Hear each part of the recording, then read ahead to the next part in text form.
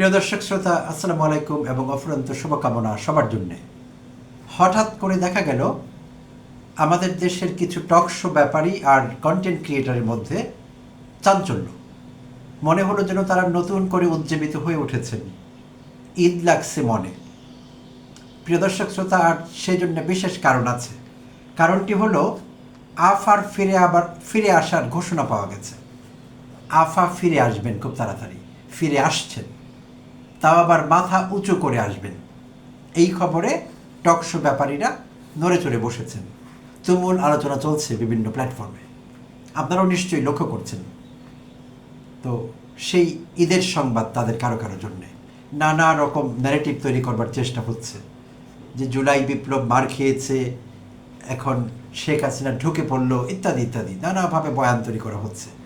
কোনো না কোনো উছিলা লাগে এটি প্রচার করতে, যে আওয়ামী লীগ রেডি, হাসিনা ফিরে আসছে, ইত্যাদি ইত্যাদি।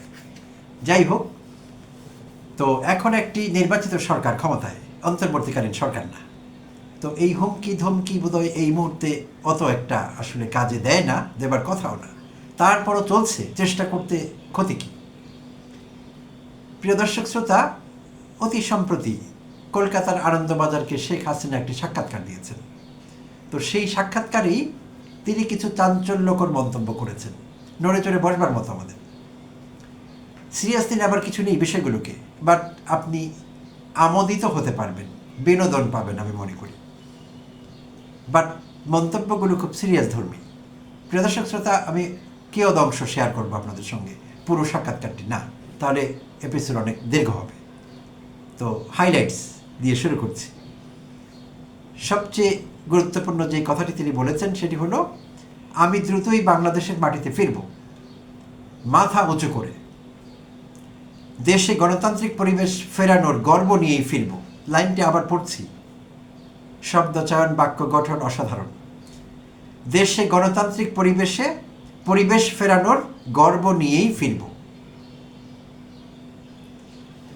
ভেবে দেখুন একবার, দেশে গণতান্ত্রিক পরিবেশ ফেরাবার গর্ব নিয়েই ফিরবে, অর্থাৎ তার আমলে গণতন্ত্রের ফল্গু ধারা বইছিল বাংলাদেশে। তিনি সেইটি ফেলে বাধ্য হয়েছেন পালিয়ে ভারতে আশ্রয় নিতে।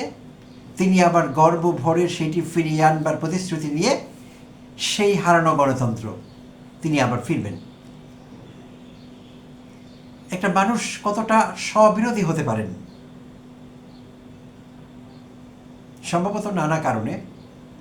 এর মধ্যে একটি হবে বার্ধক্যজনিত দুর্বলতা, আরেকটি হবে দীর্ঘদিন এরকম পলাতক জীবন, এখন আর ভাল লাগছে না।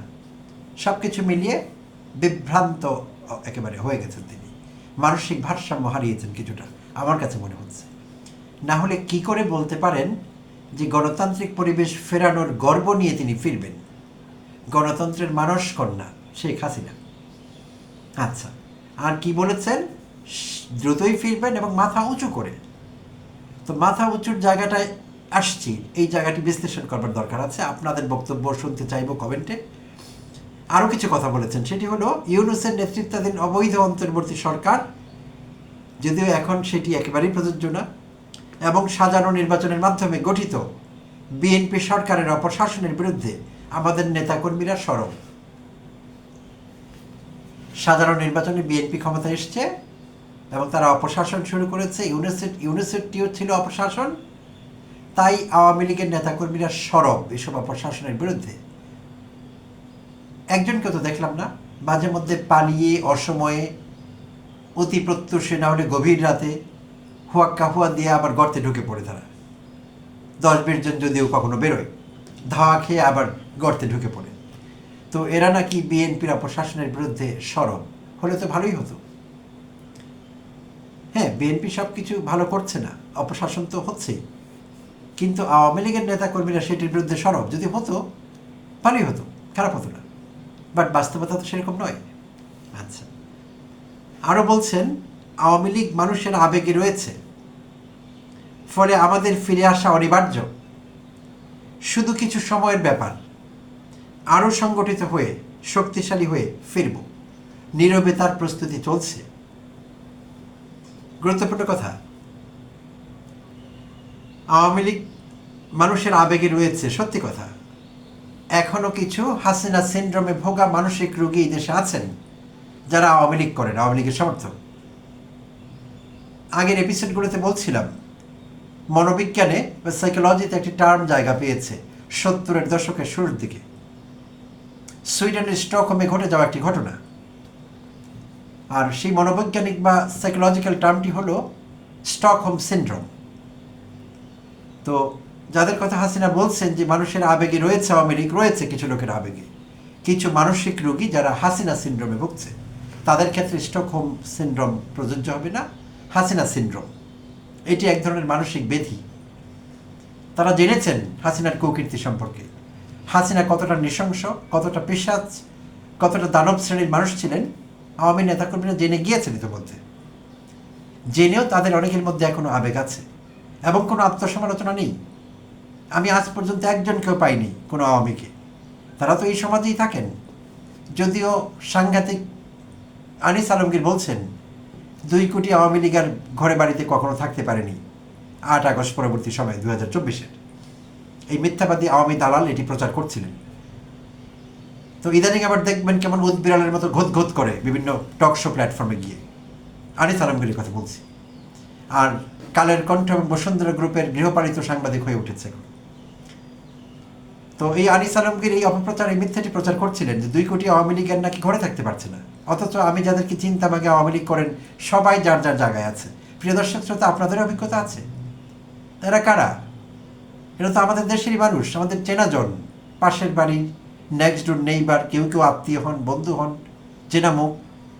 হ্যাঁ, এদের মধ্যে যারা মানবতা বিরোধী অপরাধ করেছেন, মানুষের উপর জুলুম করেছেন, খুন, চাঁদাবাজি, গুন্ডামির সঙ্গে জড়িত ছিলেন, হুমকি প্রদর্শন, ভীতি প্রদর্শন, দখলবাজি, তারা পালিয়ে আছেন এখন।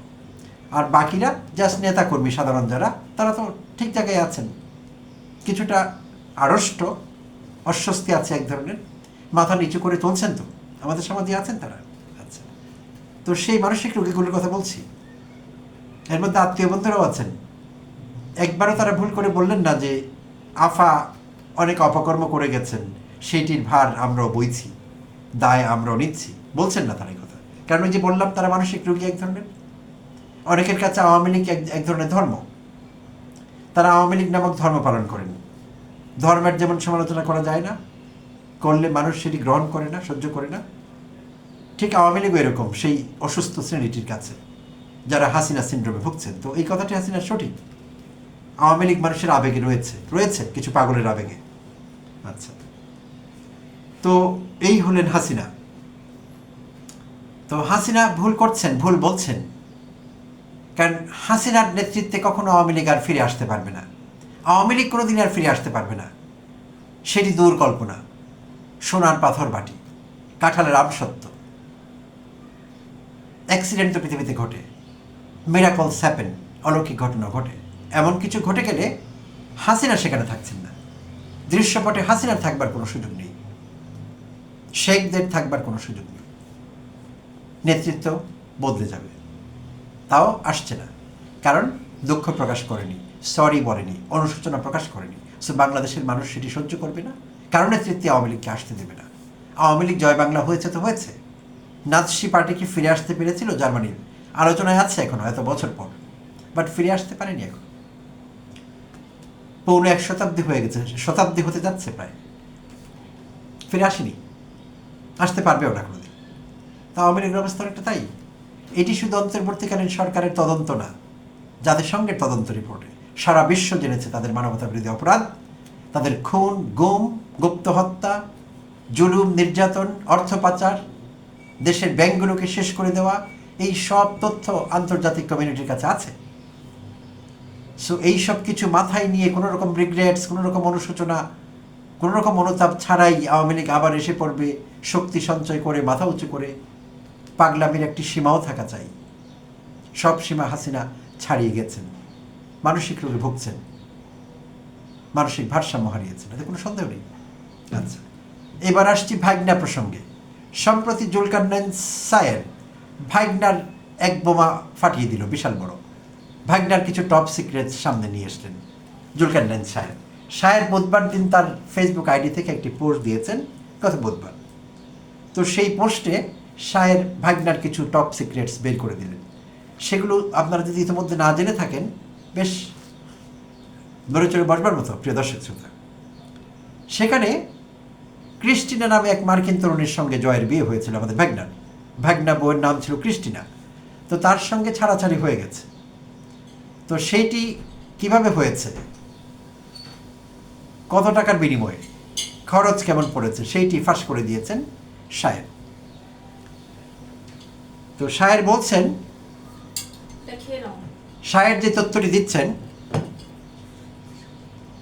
সেটি হলো এই জুনের মধ্যে 2026-এর $1 মিলিয়ন দিতে হবে ক্রিস্টিনাকে, জয় দেবেন $1 মিলিয়ন। এইটি চুক্তি এরকম হয়েছে। শায়ের 2 পৃষ্ঠার একটি ডকুমেন্ট তার পোস্টে শেয়ার করেছেন। আর পুরো এই যে সেটেলমেন্টের কাগজ, এই যে তাদের যে ম্যারিজ, সেটি ডিভোর্স হয়ে গেল, নালিফাইড হয়ে গেল, সেটি 346 পৃষ্ঠার ডকুমেন্ট আছে। সেখানে 2 পৃষ্ঠা শায়ের প্রকাশ করেছেন। 2 পৃষ্ঠার তথ্য আপনাদের আমি দিচ্ছি, প্রিয় দর্শক শ্রোতা। তো শায়ের জানালেন এই বছরই $1 মিলিয়ন দিতে হবে। বিশাল অঙ্কের টাকা, বাংলা টাকায় প্রায় অনেক টাকা, 13 কোটি টাকার কাছাকাছি $1 মিলিয়ন। আচ্ছা, আর আগামী 10 বছরে আরও দিতে হবে $1.4 মিলিয়ন, সর্বসাকল্যে $2.4 মিলিয়ন। বিশাল অঙ্কের টাকা দিতে হবে। মাসে 20,000 করে ডলার দিয়ে যাবেন। আচ্ছা, তো আরও কিছু তথ্য জানা গেল, হাসিনা সরকারের আমলে ব্যবসায়িকভাবে লাভবান হয়েছে যে কয়েকটি শিল্প গোষ্ঠী, তাদের মধ্যে সামিট গ্রুপ অন্যতম। আবার হাসিনার পুত্রী রয়েছে সামিটের সাথে ব্যবসায়িক অংশীদারিত্ব। এটি আমরা আগে শুনতাম, সত্যি হয়ে গেছে। ব্যাপারটাকে চরম স্বার্থের সঙ্গে সাংঘর্ষিক হয়ে গেল না, যেটিকে আমরা কনফ্লিক্ট অফ ইন্টারেস্ট বলি। শায়ের বলেন, আর এত সব অর্থই বা জয় সাহেব কিভাবে উপার্জন করলেন? এত এত ট্রাস্টের নেপথ্যে যে অর্থ, সেসব কিভাবে সংগ্রহ করা হলো? আচ্ছা, পোস্টের শেষে শায়ের বলেন, সম্পূর্ণ ডকুমেন্টটিতে এমন বহু তথ্য রয়েছে, সেসব যখন সামনে আসবে তখন শির উঁচু করে প্রত্যাবর্তন খোয়াবের পরিবর্তে মাথায় একটা লাইনই ঘুরপাক খাবে, আর তা হলো ধরুনি দ্বিধা হও, মাটি তুমি 2 ভাগ হয়ে যাও, আমি ভেতরে ঢুকে পড়ি। শায়ের বললেন, সেই ডকুমেন্টে 346 পৃষ্ঠার যে তাদের বিবাহ চুক্তি ভাঙার যে ডকুমেন্ট, সেখানে আরও এমন এমন তথ্য আছে জয় সম্পর্কে, যেগুলো আলোতে আসলে হাসিনা বলবেন, মাটি ফাঁক হয়ে যাও, আমি নিচে ঢুকে পড়ি। তো শায়ের বললেন, শির উঁচু করে দেশে প্রত্যাবর্তন কিংবা ফিরে আসবার খোয়াব না দেখাই ভালো, আমরাও এটাই বলি। তো হাসিনার বোধহয় কাউন্সেলিংয়ের দরকার হয়েছে, আমি জানি না মোদি সেটি ব্যবস্থা করছে কিনা। কাউন্সিলরের কাছে গেলে হবে না, সাইকোলজিস্ট না, সাইকিয়াট্রিস্ট দরকার। আসলে মানসিক রোগ বিশেষজ্ঞ দরকার। মনোবিজ্ঞানীর কাছে গেলে আর হবে না। পরিস্থিতি যেখানে গেছে, কাউন্সিলিং খুব জরুরি হয়ে পড়েছে, কারণ কথাবার্তা তাই মনে হচ্ছে। প্রিয় দর্শক শ্রোতার সঙ্গে থাকবার জন্য অনেক অনেক ধন্যবাদ জানাই।